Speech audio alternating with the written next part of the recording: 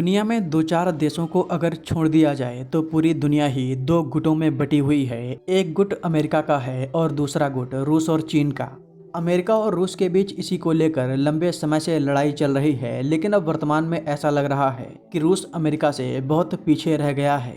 America ने एक एक करके रूस के कई साथी देशों को ठिकाने लगा दिया है। पुतिन की वैश्विक लीडर की जो छवि है उसको भी तगड़ा नुकसान पहुंचा है। अब व्लादिमीर पुतिन में वो बात नहीं रही जो पहले हुआ करती थी। ऐसा लग रहा है कि ये आदमी थक चुका है या फिर यूक्रेन युद्ध में बुरी तरीके से फंसा है। पूरी खबर क्या है, आइए आपको इस वीडियो में विस्तार में बताते हैं। अमेरिका का अगर कोई साथी देश है, अगर वो मुसीबत में है तो अमेरिका पैसों से लेकर सेना तक हर संभव मदद करता है। इजराइल और यूक्रेन के रूप में एग्जाम्पल आपके सामने है।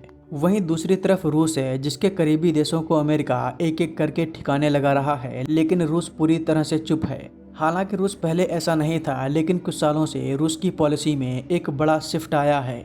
मिडिल ईस्ट में एक देश है सीरिया, यहाँ रूस समर्थित सरकार थी। रूस के कई मिलिट्री बेसेस इस देश में थे, लेकिन अमेरिका ने इस देश में तख्ता पलट करवा दिया और आज ये देश अमेरिका के इशारे पर चल रहा है।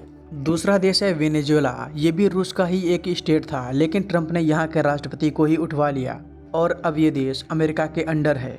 और अब तीसरा देश है ईरान। ईरान रूस का बहुत करीबी देश है। यूक्रेन युद्ध में जब रूस को ड्रोन्स की जरूरत थी, तब ईरान ने बड़ी संख्या में अपने ड्रोन्स रूस को दिए थे। लेकिन आज ईरान का सुप्रीम लीडर मारा जा चुका है, जो पुतिन का बहुत करीबी दोस्त था। ईरान पर अमेरिका और इजराइल लगातार हमले कर रहे हैं, लेकिन रूस की तरफ से इन हमलों की सिर्फ आलोचना की जा रही है। अब आप में से कई लोग ये सोच रहे होंगे कि रूस इन देशों को बचाने के चक्कर में बेकार में क्यों ही अमेरिका से पंगा लेगा। देखिए, अमेरिका से पंगा लेना तो दूर रहा, रूस अब छोटे देशों से भी नहीं भिड़ रहा। अगर आपको याद हो तो अभी कुछ समय पहले आर्मेनिया और अजरबैजान के बीच लड़ाई हुई थी। आर्मेनिया अजरबैजान से काफ़ी कमज़ोर है और ये देश CSTO नाम के एक ग्रुप का मेंबर है। इसके अनुसार अगर आर्मेनिया पर कोई भी देश हमला करेगा तो उसे बचाने रूस आएगा। लेकिन जब अजरबैजान ने आर्मेनिया पर हमला किया तब रूस ने कुछ भी नहीं बोला और अजरबैजान ने आसानी से आर्मेनिया के एक बड़े हिस्से पर कब्जा कर लिया। अब आप समझ सकते हैं कि रूस अब पहले से कितना कमज़ोर हो गया है। इन पर दुनिया के तमाम प्रकार के प्रतिबंध लगे हैं। दुनिया के दो चार देशों को छोड़कर कोई भी देश रूस से न तो तेल खरीद रहा है और न ही हथियार।